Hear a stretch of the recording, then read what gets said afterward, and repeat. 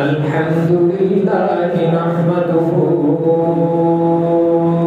ونستعينه ونستغفره ونؤمن به ونتوكل عليه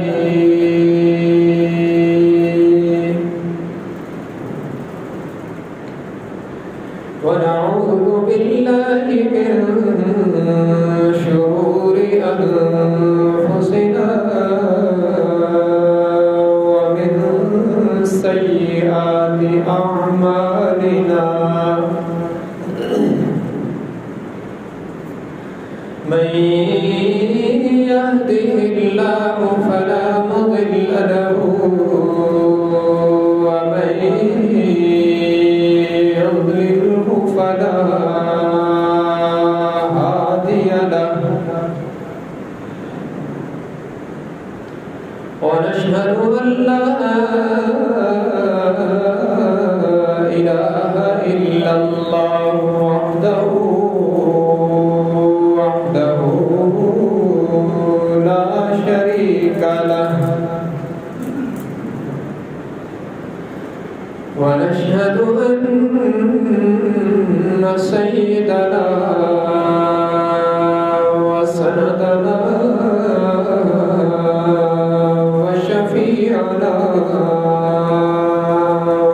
وقائدنا الأعظم وهادينا ومرشدنا ومأوانا وملجأنا ومولانا محمدا عبده ورسوله أرسله بالحق بشيرا ونذيرا وداعيا إلى الله بإذنه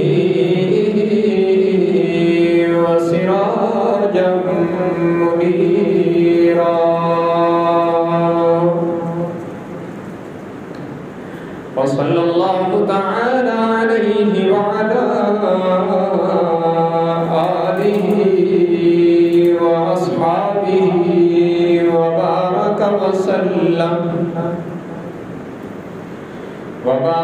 وسلم تسليما كثيرا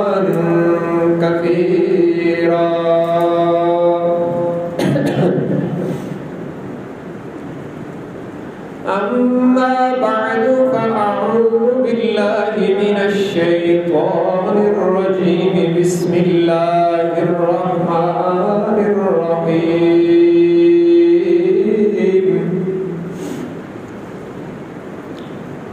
لقد من الله على المؤمنين إذ بعث فيهم رسولا من أنفسهم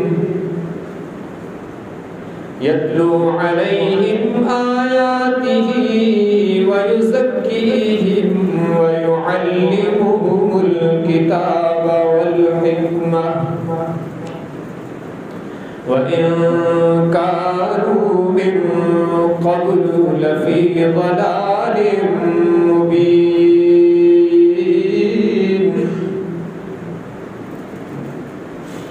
وقال الله تبارك وتعالى في كلام المقدس على مقام آخر وما خلقت الجن والإنس إلا ليعبدون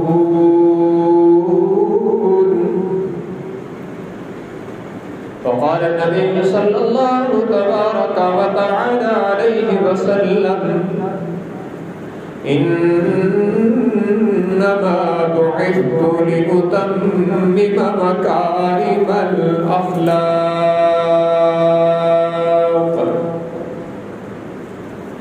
أو كما قال النبي صلى الله تبارك وتعالى عليه وسلم صدق الله وصدق رسوله النبي الأمي الهاشمي الأمين الكريم ونحن على ذلك لمن الشاهدين والشاكرين والحمد لله رب العالمين إن الله وملائكته يصلون على النبي يا أيها الذين آمنوا صلوا عليه وسلموا تسليما اللهم صل على محمد وعلى آل محمد كما صليت على إبراهيم وعلى آل إبراهيم إنك حميد مجيد اللهم بارك على محمد وعلى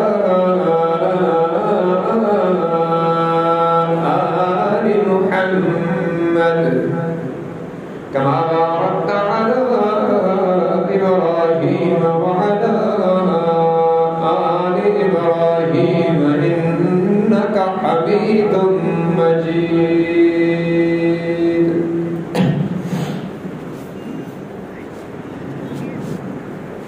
حاضرین کرام قدر،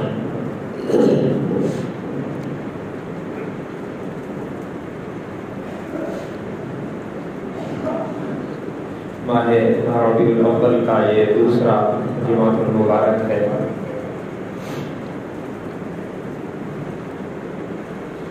میں نے عرض کیا تھا کہ ماہ ربیع الاول میں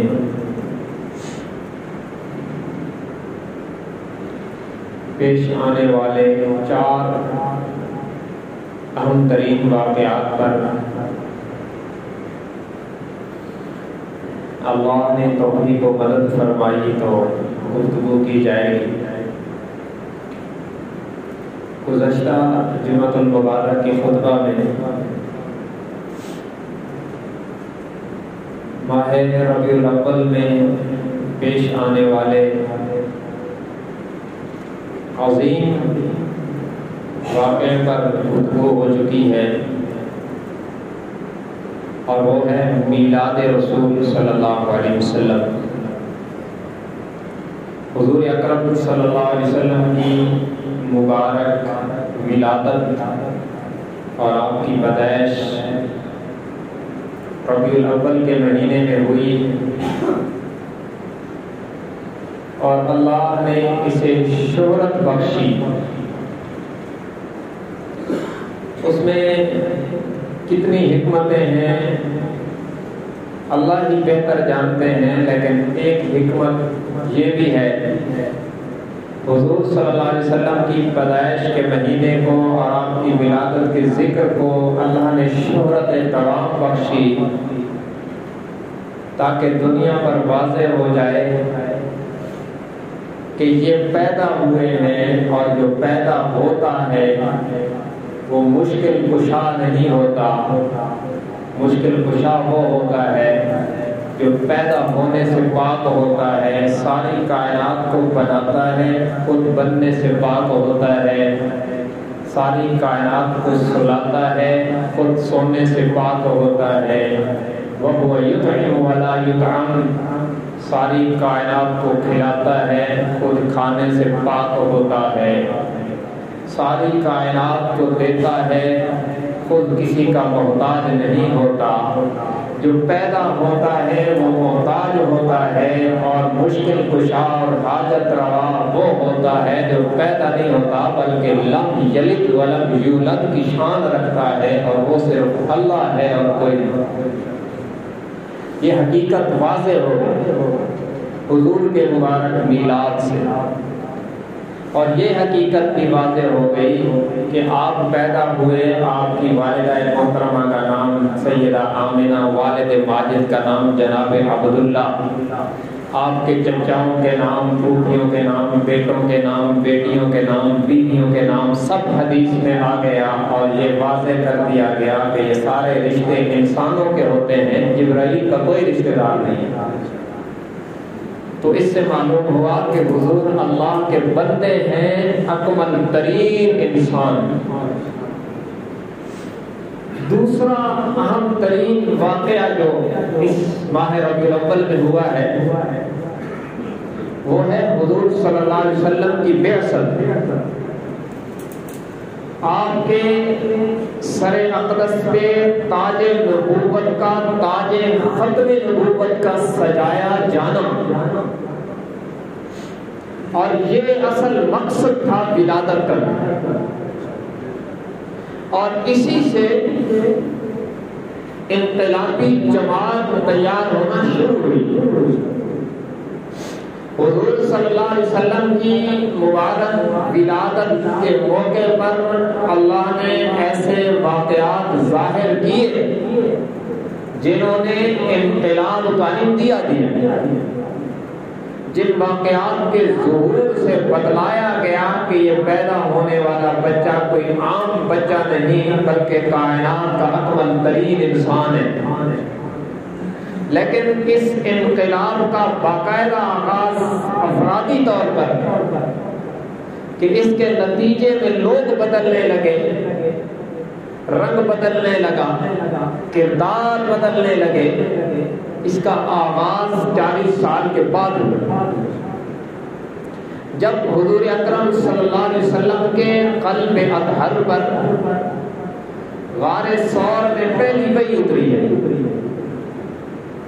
اور یہ بھی اللہ کی طرف سے انتظام کیا گیا کہ اعطائے نبوت سے پہلے جب اللہ نے حضور اکرم صلی اللہ علیہ وسلم کے سر اقدس پر ظاہراً تاج ختم نبوت سجانا چاہا، تو اس سے پہلے سیدہ عائشہ فرماتی ہیں کہ حضور حبب الیہ الخلا، آپ کو خلوت پسند ہونے لگے، اور آپ غار ثور میں تشریف لے جاتے تھے۔ سیدہ خدیجہ بھی اس بات کی راویہ ہے کہ کئی دنوں کا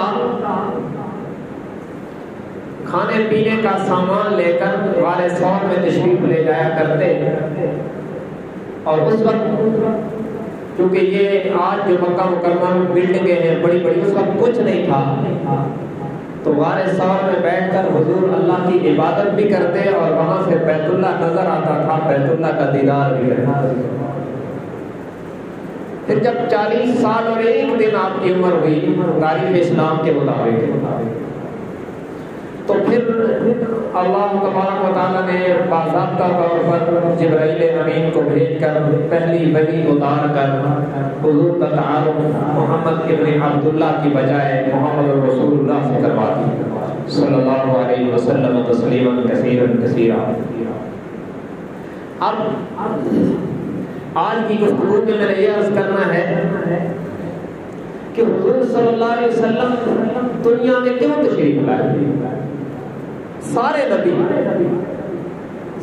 نبیوں کی بعثت کا مقصد ایک تھا، اللہ نے اس زمین پر 1,24,000 یا کم و بیش انبیاء کرام علیہ الصلوات و تسلیمات کو مبعوث فرمایا، سب کا مقصد ایک تھا، اور پھر سب کے آخر میں سب کا سید بنا کر، سب کا سردار بنا کر، اور سب کا امام بنا کر حضور اکرم صلی اللہ علیہ وسلم کو بھیجا اور اس اعزاز کے ساتھ بھیجا کہ باقی سارے آنے والے نبیوں کی نبوت کا زمانہ بھی محدود تھا، علاقہ بھی محدود تھا، آپ کو اس شان سے بھیجا کہ آپ کی نبوت کا علاقہ بھی غیر محدود ہے، زمانہ بھی غیر محدود ہے۔ تو سب سے بڑا مقصد لے کر، عالمی منشور لے کر حضور اکرم صلی اللہ علیہ وسلم تشریف لائے، اور جب آپ کی بعثت ہوئی، بعثت کا مطلب یہ ہے کہ جب اللہ نے آپ کے سر اقدس پر ختم نبوت کا تاج سجایا تو پھر رب العالمین نے خود فرمایا کہ میرے بندو، میں مفہوم عرض کر رہا ہوں، سورہ آل عمران کی آیت کا نمبر ہے 164، اس کا میں مفہوم سمجھا رہا ہوں آپ کو اپنے الفاظ میں۔ رب العالمین کی طرف سے فرمایا گا میرے بندو، تمہارے اوپر میری نعمتیں اتنی ہیں کہ تم شمار نہیں کر سکتے، اور وَإِن تَعُدُّوا نِعْمَتَ اللَّهِ لَا تُحْصُوهَا، سورہ ابراہیم کا یہ چوتھا رکوع ہے، تیسرا سورہ ابراہیم کا تیسرا رکوع، بلکہ چوتھا رکوع، چوتھے رکوع کے آخر میں وَإِن تَعُدُّوا نِعْمَتَ اللَّهِ لَا تُحْصُوهَا، اللہ فرماتے ہیں خود کہ اگر تم اپنے اوپر ہونے والی میری نعمتوں کو گننا چاہو تو تمہارے گننے کے پیمانے ختم ہو جائیں گے، میری نعمتیں شمار میں نہیں آئیں۔ اتنے احسانات، انعامات، نعمتیں اللہ کی ہیں کہ اسے دنیا کا کوئی پیمانہ گن نہیں سکتا، لیکن کسی نعمت پر رب نے یہ نہیں کہا کہ میں نے تجھے آنکھ دی میرا احسان ہے، حالانکہ رب کا احسان ہے، ہمیں سب کچھ بن مانگے دیا، لیکن یہ نہیں کہا میں نے تجھے کان دیے میرا احسان، میں نے تجھے زبان دی میرا احسان۔ وجود کے روئے روئے پر اللہ کی انگنت نعمتیں اور احسانات ہیں، بلکہ ہماری زندگی کا کوئی لمحہ ایسا نہیں جو اللہ کی طرف سے بے شمار احسانات مزید اور نعمائے جدید سے خالی ہے۔ ہر لمحے پر اللہ کی انگنت نعمتیں ہو رہی ہیں، لیکن کسی بھی نعمت کے عطا ہونے پر رب نے یوں نہیں کہا کہ میرے بندو تم پر میرا احسان ہے کہ میں نے تمہیں یہ دی۔ کائنات میں صرف اور صرف ایک نعمت ہے جسے رب نے عطا کیا تو فرمایا میں نے مومنین پر احسان کیا کہ انہیں محبت عطا کر دی صلی اللہ علیہ وسلم۔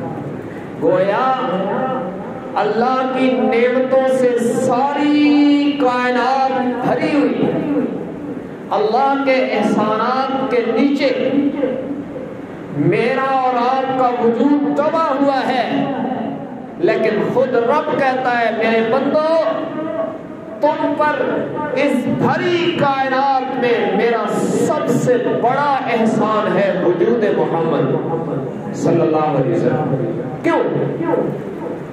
اس لیے کہ اسی ذات کی بعثت کی وجہ سے، اسی ہستی کے دنیا میں تشریف لانے کی وجہ سے انسانوں کو مقصد حیات سمجھ میں آیا۔ یہ نہ آتے تو ہمیں کوئی پتہ نہیں تھا کہ ہمیں بنانے والے نے دنیا میں کیوں بھیجا ہے۔ اور یہ ایسی بات ہے اگر اس کا پتہ نہ ہو باقی ساری ترقیاں بیکار ہیں۔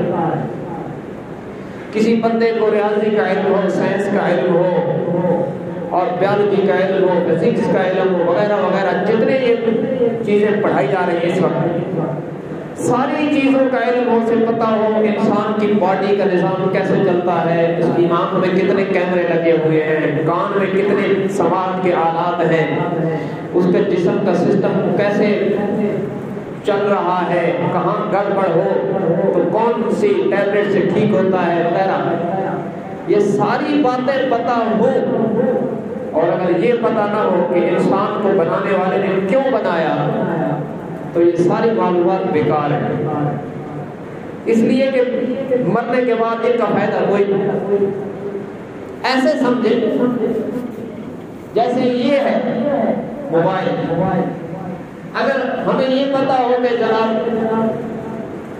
یہ اس کے اندر فلاں سافٹ ویئر لگا ہوا ہے اور اس کے اندر اتنے میگا پکسل کا کیمرہ لگا ہوا ہے اور یہ لگی ہوئی ہے، لیکن اگر کوئی پوچھے کہ اس کو کیوں بنایا گیا ہے، اگر مجھے یہ پتا نہ ہو کہ اس کو بنایا کیوں گیا ہے، اس سے میں نے کرنا کیا ہے، تو دیکھنے والا کہے گا بے وقوف ہے جو اس کو ہاتھ میں نہیں ہوا ہے، اس کا فائدہ کیا ہے خواہ مخواہ اتنی بڑی پلیٹ ہاتھ میں اٹھانے کا۔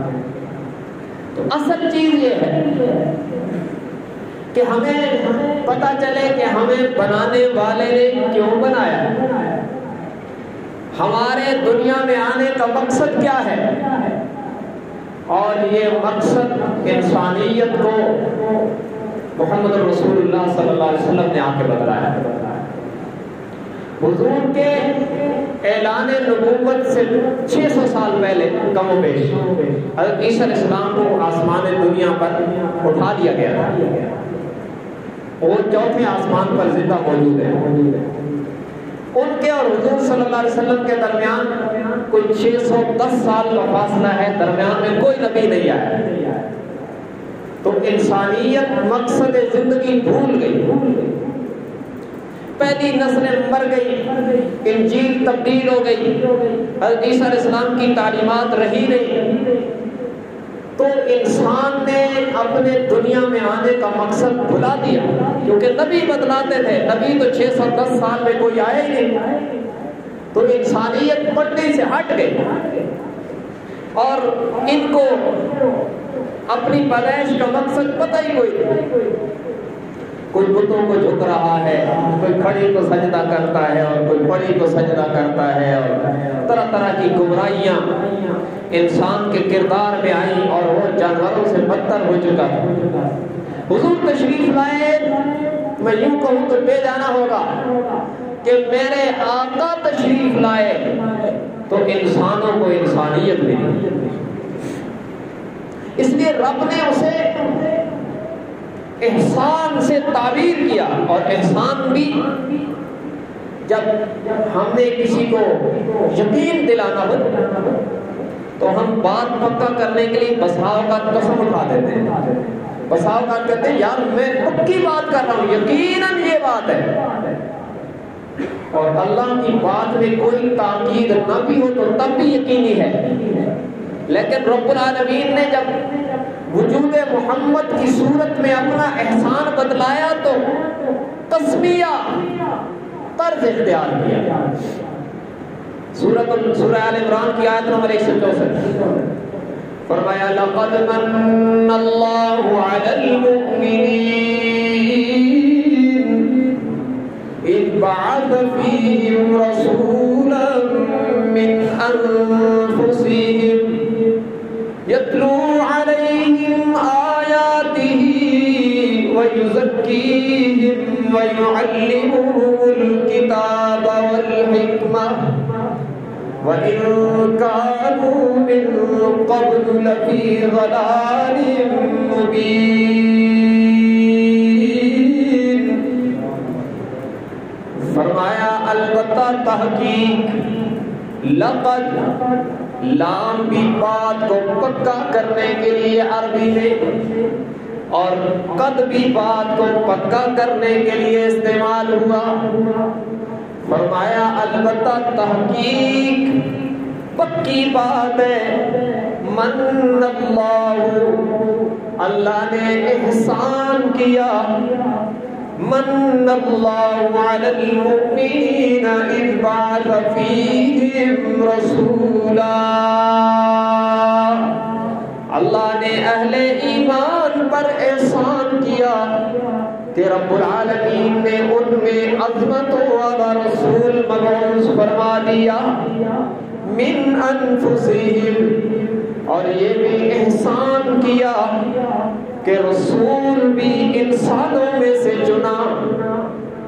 اگر یہ فرشتہ ہوتا تو اسے کیا پتا ہوتا بھوک میں تڑپنے کا کتنا مشکل مرحلہ ہے، اسے پیاس کی شدت کا کیا احساس ہوتا، تمہاری ضروریات کا کیا احساس ہوتا، تمہارے لیے اسوہ کیسے بنتا، نمونہ کیسے بنتا، آئیڈیل کیسے بنتا۔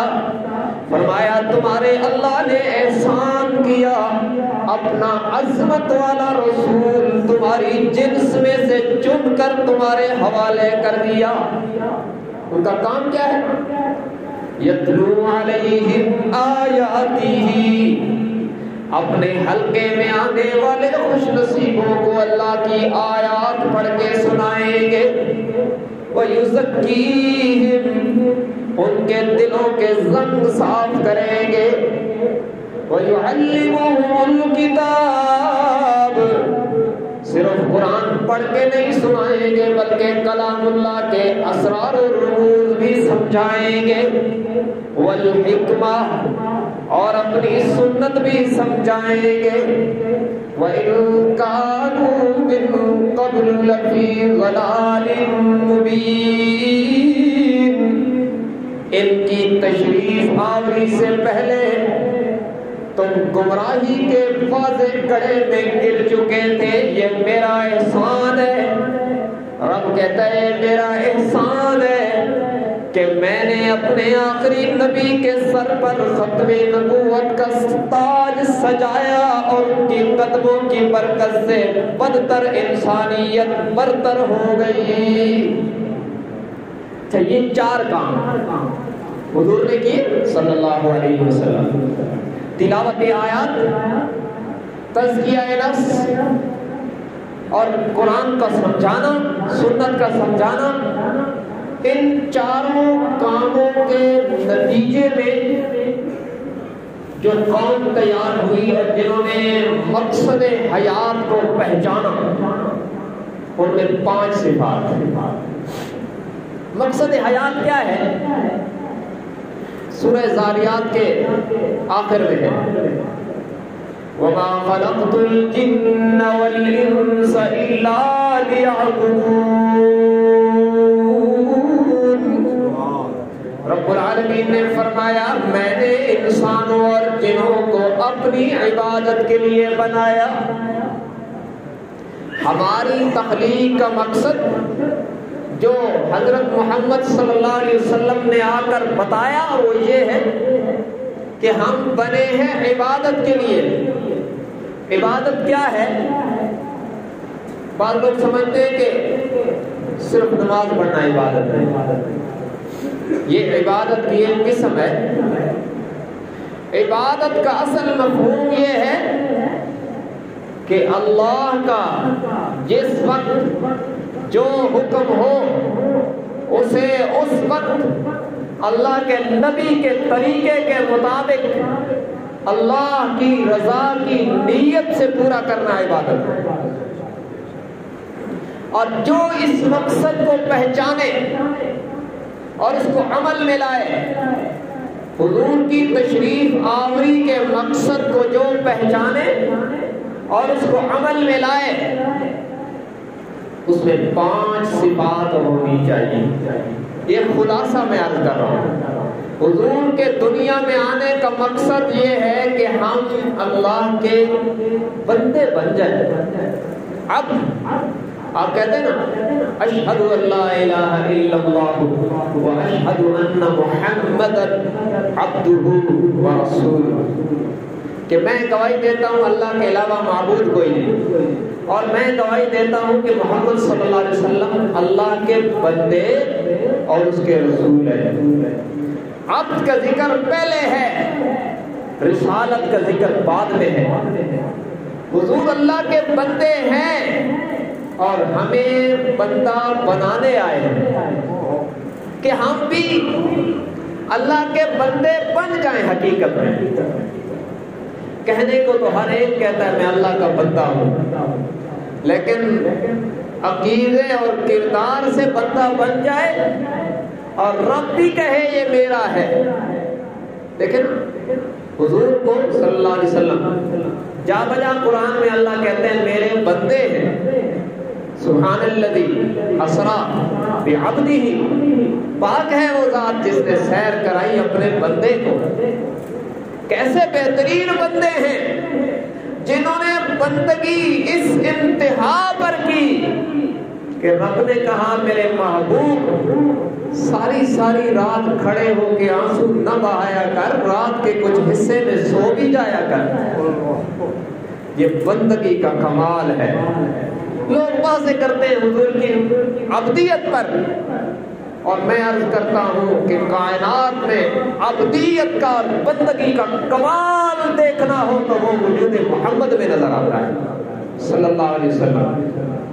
ہمیں بندہ بنانے آئے ہیں, اور بندہ کب بنتا ہے؟ جب اس میں 5 صفات, ان کو میں نے کھولنا ہے ترتیب کے ساتھ. 5 صفات ہونی چاہیے. جس نے بھی لا الہ الا اللہ محمد الرسول اللہ پڑھا, جس نے بھی دل و زبان سے یہ مانا کہ اللہ کے علاوہ معبود کوئی نہیں اور حضرت محمد صلی اللہ علیہ وسلم اللہ کے آخری رسول ہے, اور جو کچھ آپ لے کے آئے ہیں وہ سب پر حق ہے, دل و زبان سے ہم اسے تسلیم کرتے ہیں. جس نے بھی یہ عہد و پیمان کیا وہ اگر صحیح معنوں میں اللہ کا بندہ بننا چاہتا ہے تو اس میں 5 صفات ہونی چاہیے. اور جس میں یہ 5 صفات ہوں گی جو میں عرض کر رہا ہوں اسے 6 مرحلوں پر کامیابی ملے گی. صفتیں 5, کامیابیاں 6 ہیں. کون کون سی 5 صفات پر 6 مرحلوں پر کامیابی ملے گی؟ دنیا میں عزت اور اطمینان ملے گا, موت کے وقت ایمان ملے گا, سلامت رہے گا. دنیا میں عزت اور ایمان ملے گا, موت کے وقت کلمہ اور ایمان ملے گا, قبر میں راحت ملے گی, حشر میں عرش کا سایہ ملے گا, اور نامہ اعمال دائیں ہاتھ میں ملے گا, اور پل صراط سے بجلی کی چمک کی طرح گزر جائے گا. جنت الفردوس میں ہمیشہ کے لیے سکون ملے گا. یہ 6 مرحلوں پر کامیابی اسے ملے گی جس میں وہ 5 صفات جن سے انسان بندہ بنتا ہے. پہلی صفت یہ ہے کہ اسے مرد ہو یا عورت, اسے اللہ کی ذات پر, اللہ کی ذات و صفات پر غیر متزلزل اور کامل یقین ہونا چاہیے. دیکھیے اس کو سمجھنے کی ضرورت ہے. حضور کے دنیا میں آنے کا مقصد ہمیں بندہ بنانا ہے. صحابہ بھی جہاں جاتے تھے نا کہتے تھے لنخرج العباد من عبادت العباد الى عبادت رب العباد. ہم بندوں کو بندوں کی غلامی سے نکال کر, بندوں کو بندوں کی عبادت سے نکال کر بندوں کے رب کی عبادت پہ لانے آئے ہیں. تو بندے کو بندہ بنانا, اس میں 5 صفات ہو تو وہ بندہ بنتا ہے. اسے رب بھی کہتا ہے یہ میرا ہے, اور اس میں 5 صفات جب آ جاتی ہیں تو پھر وہ فرشتوں سے بہتر ہو جاتا ہے. وہ اقبال نے کہا نا, فرشتہ مجھ کو کہنے سے میری تحقیر ہوتی ہے, میں مسجود ملائک ہوں, انسان مجھ کو رہنے دو. وہ کہتا ہے میرے سامنے فرشتوں نے سر جھکا دیا تھا تو مجھے بندہ رہنے دو, اور بندہ بننا چاہیے ہمیں. بندہ بندہ ہو تو فرشتوں سے بہتر ہوتا ہے, اور بندہ گندا ہو جائے تو جانوروں سے بدتر ہو جاتا ہے.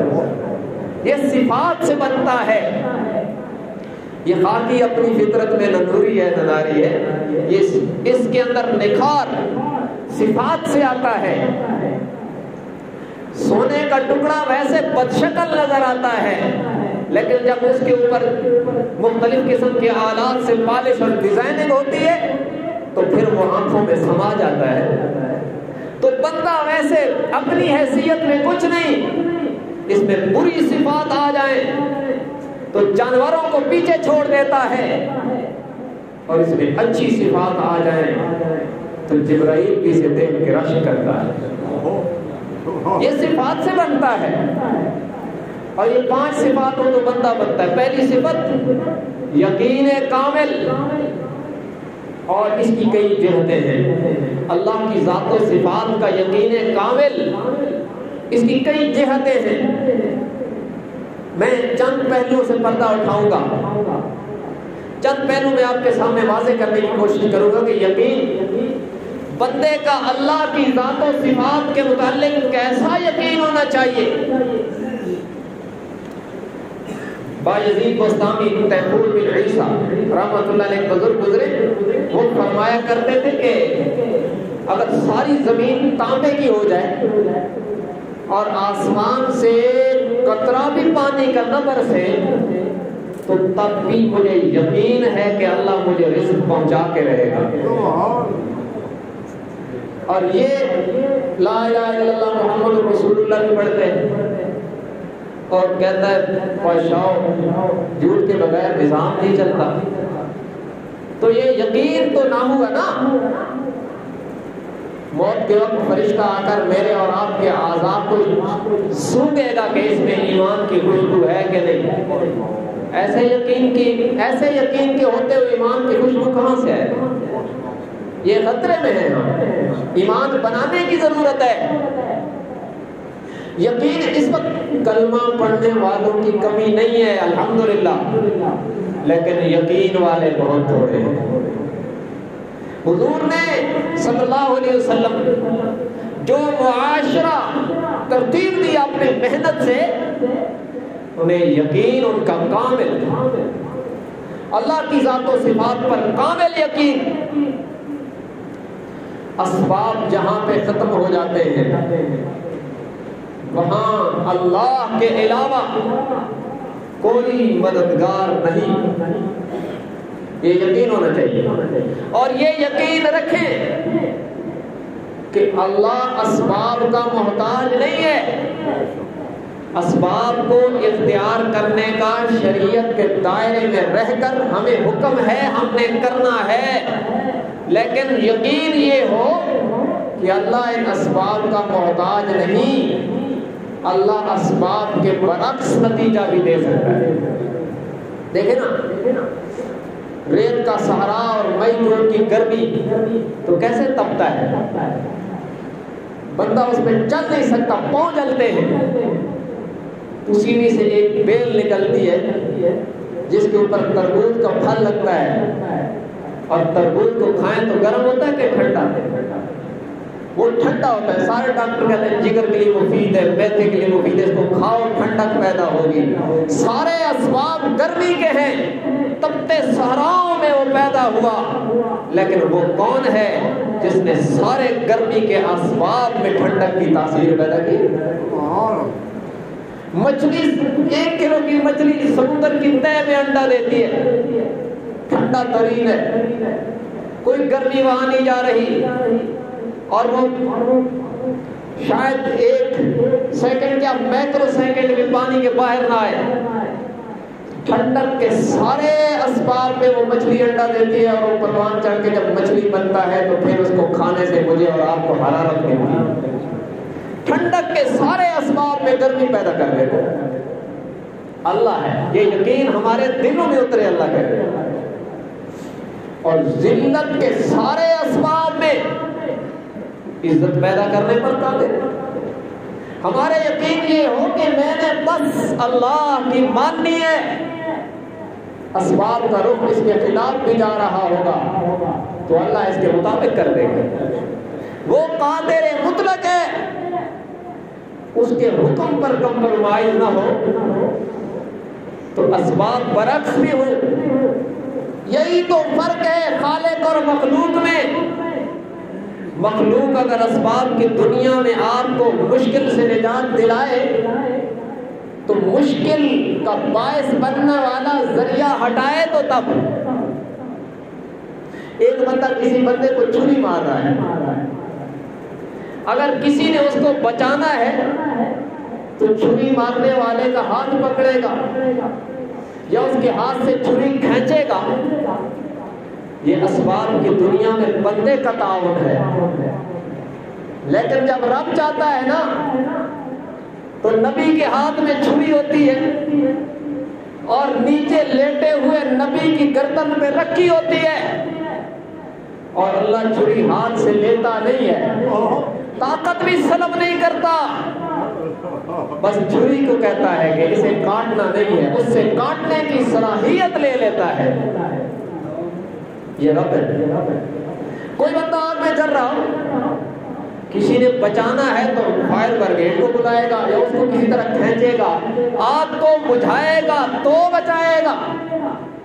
لیکن جب رب نے بچانا ہے تو خلیل اللہ آگ میں جا رہے ہیں اور آگ کے شعلے آسمانوں تک جا رہے ہیں، اتنی بلند ہے، اتنی بڑی آگ ہے۔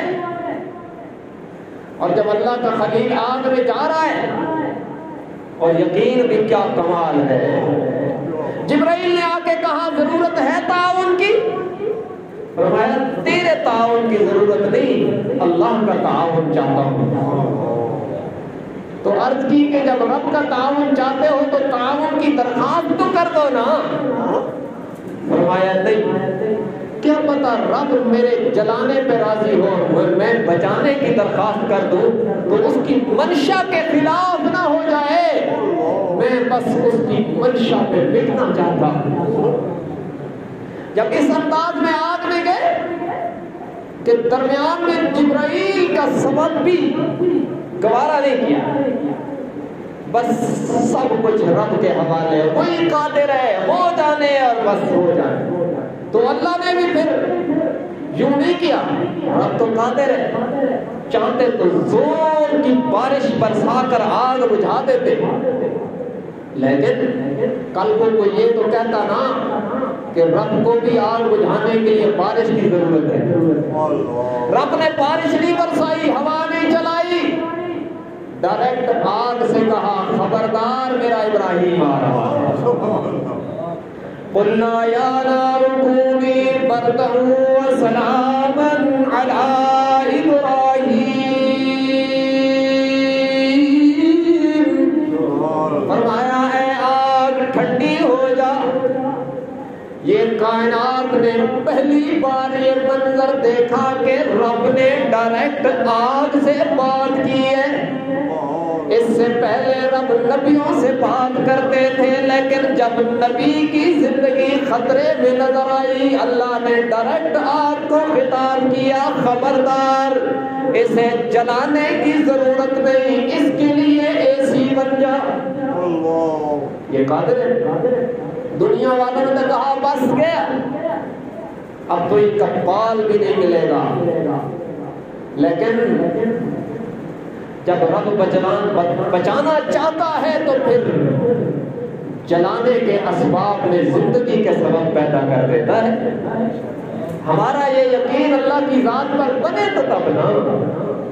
ہم تو تھوڑی سی اسباب کی صفت اگر ناکامی کی طرف جا رہی ہو نا تو سب سے پہلے جس ذات کا حکم پامال کرتے ہیں وہ خدا رسول۔ تو یہ خطر کی بات ہے۔ ایک تو اس درجے کا یقین ہم پیدا کریں، اس کے لیے کوشش کریں اور اپنا جائزہ لیں، اور جہاں دیگر دعائیں مانگتے ہیں نا، کبھی ہاتھ اٹھا کر اور دل کی کھڑکی کھول کر زبان ہلا کر ساتھ دل کی توجہ کو بھی حرکت میں لا کر کہو نا یا اللہ مجھے اپنی ذات کا یقین کامل عطا کر دے۔ یہ رب سے مانگا کرو، ضرورت ہے ہماری کہ اللہ کی ذات پر کامل یقین ہو۔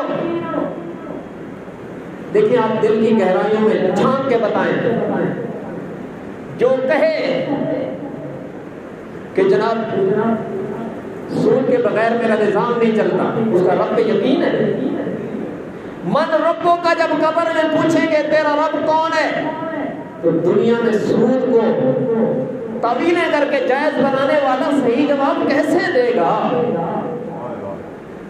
جو کہتا ہے وہ کام کرتا ہے جس پر اللہ اور رسول سے اعلان جنگ ہے، اور تعویل بھی کرتا ہے کہ اس کے بغیر نظام نہیں چلتا، وہ رب کو رب مانتا ہے۔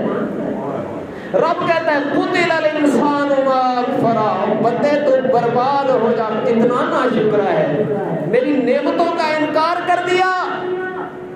جس نے ماں کے پیٹ میں تجھے بھوکا نہیں مرنے دیا، خلقا بعد من بعد خلق فی ظلمات ثلاث، اور جس نے 3 اندھیروں میں تیری ایسی بہترین تصویر بنائی کہ اعلان کر دیا ساری کائنات کی رنگینیوں میں خوبصورت ترین تو ہے، اس کو آج اتنا عاجز سمجھتا ہے کہ کہتا ہے جناب سود کے بغیر نظام نہیں چلتا، رشوت کے بغیر آج کل گزارا نہیں ہے۔ اور شیطان نے نام بدلے ہیں میرے اور آپ کے یقین کو دیمک لگانے کے لیے۔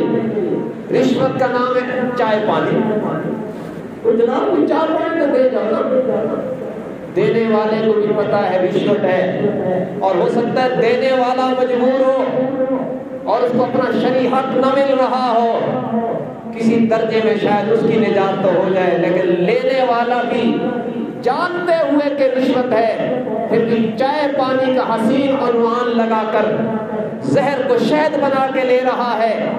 کیا اس کا اللہ کی ذات پر یقین کامل ہے؟ لیکن یہ وہ باتیں ہیں جو آج جب ممبر و محراب سے ہوتی ہیں تو لوگ بعد میں تبصرے کرتے ہیں کہ کوئی لچھے دار تقریر نہیں ہوگا، تبلیغی بیان شروع کرتے ہیں۔ یہ ضرورت ہے میری اور آپ کی۔ اب ظاہر لچھے دار تقریریں تو ہم نے بہت کر رکھی ہے، اور کچھ عمر کا بھی تقاضا ہوتا ہے، بندہ جب 40 سال کو کراس کرتا ہے تو پھر اسے کم از کم فکر لگ جانی چاہیے۔ ویسے تو کوئی پتہ نہیں کب کون مر جائے گا، لیکن یہاں پہ جب سفیدی آ جاتی ہے تو موت کا قاصد آ جاتا ہے کہ اب تیار ہو جا، تیرا وقت قریب ہے، سیاہی سفیدی بھی بدلنے لگی ہے، تو کوئی یقین بنانے کی ضرورت ہے۔ حضرت عمر رضی اللہ تعالیٰ عنہ یاد ہے جس بہترین جماعت کی تربیت محمد رسول اللہ صلی اللہ علیہ وسلم نے فرمائی تھی، ان کا کیا ہی کہنا ہے۔ حضرت عمر کے دور میں 22 لاکھ مربع میل پر اسلام کا پرچم لہرایا۔ حضرت خالد بن ولید رضی اللہ تعالیٰ عنہ سیف اللہ کا خطاب جنہیں زبان نبوت سے ملا ہے، وہ سپہ سالار ہے، چیف آف آرمی اسٹاف جناب خالد بن ولید ہے، محاذ جنگ پہ ہیں، بارڈر پہ کھڑے ہیں۔ اچانک حضرت عمر نے آرڈر بھیجا، خط لکھا جس میں لکھا ہوا تھا کہ خالد اس خط ملنے کے بعد آپ چیف آف آرمی اسٹاف کے عہدے سے معزول ہو، آپ لڑنا چاہو تو عام سپاہی کی طرح جہاد کر سکتے ہو، ورنہ مدینہ واپس آ جاؤ، آج کے بعد چیف آف آرمی اسٹاف آپ نہیں۔ حضرت خالد کو حضرت عمر کا یہ خط ملا، فوراً کہا میں عام سپاہی بن کر جہاد کروں گا۔ کسی نے حضرت عمر سے کہا کہ آپ نے امت کو اتنے بڑے سپہ سالار سے محروم کر دیا ہے۔ فرمایا میں نے امت کو اتنے بڑے سپہ سالار سے محروم کر کے ان کا ایمان بچایا ہے۔ ایمان بچایا؟ فرمایا لوگوں کے اندر یہ بات پھیلنے لگی تھی کہ فتح خالد کی وجہ سے ہوتی ہے، میں نے ان کو ہٹا کر ان کو صحیح سمت دی کہ فتح خالد کی وجہ سے نہیں ہوتی، خالد کے رب کی وجہ سے ہوتی ہے۔ اور ہر طرح کے لوگ ہوتے ہیں، کسی نے حضرت خالد کو کہا کہ اتنی بڑی زیادتی کہ بلا کسی وجہ کے آپ کو چیف آف آرمی اسٹاف کے عہدے سے معزول کر کے سپاہی بنا دیا، آپ کو احتجاج کرنا چاہیے۔ فرمایا نہیں، میں جب چیف آف آرمی اسٹاف تھا تب بھی عمر کے لیے نہیں لڑ رہا تھا، اللہ کے لیے جہاد کر رہا تھا۔ اب سپاہی ہوں تو تب بھی اللہ کے لیے جہاد کر رہا ہوں، مجھے کوئی فرق نہیں پڑتا۔ یہ یقین کامل ہے اس جماعت کا جن کی تربیت محمد رسول اللہ صلی اللہ علیہ وسلم نے فرمائی تھی۔ حضرات صحابہ کرام کا کیا کہنا ہے؟ چل ایک اور بات یاد آ گئی، وہ بھی سن لو۔ یہ تو بڑے درجے کے لوگ ہیں نا، حضرت خالد بن ولید بڑے درجے کے آدمی، حضرت عمر بھی بڑے درجے کے آدمی۔ جس جماعت کی میرے آقا نے تربیت کی اس کے بڑے تو بڑے رہے، اس جماعت کے بکریاں چرانے والے تھے۔ بکریاں چرانے والے کیا خیال ہے؟ کوئی ایجوکیٹڈ لوگ ہوتے تھے، پڑھے لکھے ہوتے تھے۔ آج کا جو معیار ہے اس وقت اس سے بھی نیچے کا معیار ہے، بالکل غریب اور ان ایجوکیٹڈ اور جس کو ہم لوگ سمجھتے ہیں غریب بندہ ہے بیچارہ، ماڑا بندہ ہے، بکریاں چراتا ہے، کوئی پڑھنے کا موقع ہی نہیں ملتا. ایک بکریاں چرانے والا مدینہ منورہ کے باہر بکریاں چرا رہا ہے. حضرت عبداللہ ابن عمر کا گزر ہوا. حضرت عبداللہ ابن عمر کو نفلی روزہ تھا. اس چرواہے کا امتحان لیا، مگر کیا کمال کا ایمان تھا. اس سے کہا کہ ہمارا روزہ ہے، آپ اگر ایک بکری ہمیں دے دو تو ہم اسے ذبح کریں گے، بھونیں گے اور خود بھی افطاری کریں گے، تجھے بھی کھلائیں گے، پیسے بھی دیں گے. اس نے کہا کہ میں تو مزدوری پر بکریاں چراتا ہوں، یہ بکریاں میری نہیں ہیں، ان کا مالک مدینہ منورہ میں رہتا ہے. تو انہوں نے امتحاناً کہا کہ ادھر بھیڑیے آتے نہیں، بکریاں کھا نہیں جاتے. اس نے کہا ایسا ہوتا ہے، کبھی کبھی بھیڑیا پڑتا ہے، بکری کھا جاتے. تو امتحان لینے کے لیے فرمایا ایک بکری ہمیں دے دو، پیسے لے لو، ہم خود بھی کھائیں گے، تجھے بھی کھلائیں گے، اور مالک کو کہنا کہ بھیڑیا کھا گیا ہے. فوراً اس نے کہا عبداللہ میرا مالک تو نہیں دیکھ رہا، لیکن فَأَيْنَ اللَّهُ، بتا میرا اللہ کہاں جائے گا. میں اس کو کیا جواب دوں گا کہ بھیڑیا کھا گیا تھا. اس کے غیر محدود کیمرے جو لگے ہوئے ہیں، میں اس کا کیا کروں گا. لیکن کیا آج مجھے بھی کبھی خیال آیا غلط دیکھتے ہوئے، غلط بولتے ہوئے، غلط تولتے ہوئے، غلط طرف چلتے ہوئے، غلط گائیڈ کرتے ہوئے، کیا مجھے بھی خیال کبھی آیا کہ مجھے اللہ دیکھ رہا ہے، میں نے بھی تو اس کا حساب دینا ہے نا. اللہ کو حاضر ناظر بڑی بحثیں چلتی ہیں، اللہ ہر جگہ حاضر ہے، کوئی حاضر نہیں، اللہ ہر جگہ ناظر ہے، کوئی ناظر نہیں. یقیناً، لیکن کیا عقیدے کی دنیا میں ہم اس پر یقین بھی رکھتے ہیں؟ کیا ہم لوگوں کے سامنے گناہ چھوڑتے ہیں اور رب کے سامنے بھی چھوڑتے ہیں؟ لیکن میں مثال دے رہا ہوں، خدا نہ خواستہ ایک بندے نے ہاتھ میں شراب لی ہوئی اور کمرے کا دروازہ بند کر کے پی رہا ہے. اچانک کسی نے دروازے کو دھکا مارا، اس نے میز کے نیچے رکھ دیا. اور جب وہ بادشاہ کر کے بندہ جانے لگا، پھر لاک کر کے پینے لگا. تو یہ اللہ کو ناظر مانتا ہے، بندے سے ڈرتا ہے، رب سے نہیں ڈرتا. تو یہ خطرناک نہیں ہے. ایک ہے کہ کبھی غفلت طاری ہوئی اور غفلت میں گناہ ہو گیا، وہ اور بات ہے. ایک ہے کہ دانستہ طور پر غیر اللہ کی وجہ سے گناہ چھوڑتا ہے، اللہ کی وجہ سے نہیں چھوڑتا. تو کیا اس کی یہ نیکی پھر کیسی کرے گا؟ مطلب ہماری نیکی کا معیار کیا ہے؟ یہ تو وقت ہی ختم ہو گیا ہے. چلو ایک بات سن لو تاخیر کی معذرت کے ساتھ. میں اس کو بالکل قائل نہیں ہوں کہ وقت زیادہ لیا جائے، لیکن کبھی زیادہ ہو جاتا ہے تو میں معذرت کرتا ہوں. ایک بات سن لو. امام غزالی رحمۃ اللہ نے ایک مثال لکھی ہے. ایک استاد اور ایک شاگرد جا رہے تھے. استاد نے 3 روٹیاں کونے میں باندھ کے دی کہ اسے سنبھال کے رکھو، بھوک لگے گی کھائیں گے. راستے میں شاگرد کو بھوک جلدی لگ گئی، استاد کو لگی نہیں، تو اس نے چپکے سے 1 روٹی نکال کے کھا لی. استاد کو پتہ نہیں چلنے دی. جب آگے جا کے پہنچے تو استاد نے کہا روٹیاں نکالو. اس نے روٹیاں نکالی، 2 تھی. انہوں نے کہا میں نے 3 رکھی تھی. شاگرد نے کہا جی بس میں یقین سے کہتا ہوں 2 تھی، جھوٹ بول دی. استاد نے کہا یقین کامل ہے مجھے، میں نے 3 رکھی. اس نے کہا نہیں 2 تھی. چلو 2 کھا لی. تھوڑا آگے چلے، مثال ہے، بزرگوں کی مثالیں ہوتی ہیں سمجھانے. تھوڑا آگے چلے تو جنگل میں سونے کی 3 اینٹیں پڑی. امام غزالی رحمۃ اللہ نے فرمایا کہ ایک میری ہے اور ایک میری ہے اور ایک اس کی ہے جس نے 3 روٹی کھائی ہے. تو اس نے کہا اللہ کی قسم 3 روٹی میں نے کھائی ہے. تو یہ مثال دے کر امام غزالی رحمۃ اللہ لکھتے ہیں کہ اس کا جھوٹ بھی برا تھا اور اس کا سچ بھی برا ہے۔ روٹی کھانے کی ضرورت پڑی تو جھوٹ بول دیا، اور سونے کی اینٹ نظر آئی تو سچ بول دیا۔ نہ سچ اللہ کی رضا کے لیے بولا ہے اور جھوٹ تو ویسے ہی برا ہے۔ تو ہمارا حال بھی کہیں وہ تو نہیں ہے۔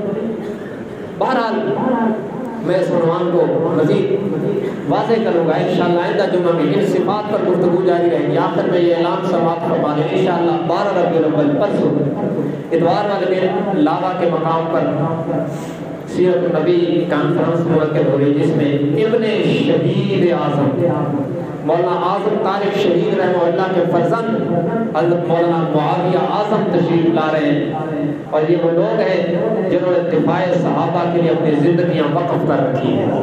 یقیناً ان کی زیارت بھی بہت بڑی سعادت ہے، اور اس طرح کے پروگراموں میں جانا یہ ان کا تعاون ہے کسی درجے میں۔ تو اس پروگرام میں یہ صبح 8:30 سے لے کر 12:30 بجے تک اتوار والے دن 12 ربیع الاول کو لاوا اڈے پر یہ پروگرام ہر سال ہوتا ہے، تو اس میں آپ ضرور شریک ہوں۔ میں تفصیل سے ان کی خدمات پر روشنی ڈالتا، لیکن نادانستہ طور پر میرے پاس وقت نہیں رہا۔ ربیع الاول میں بہت سارے پروگرامات ہو رہے ہیں، اللہ تعالیٰ سب کو کامیاب فرمائے۔ کل بیت السلام میں بھی ایک پروگرام ہے، بہت سارے پروگرام ہیں، اور مجھے بہت سارے لوگوں نے اعلانات کے لیے کہا ہے۔ میں سب سے معذرت کرتا ہوں، وقت میرے پاس ختم ہو گیا۔ اللہ تعالیٰ سب کو کامیابی نصیب فرمائے۔ وآخر دعوانا الحمدللہ رب العالمین۔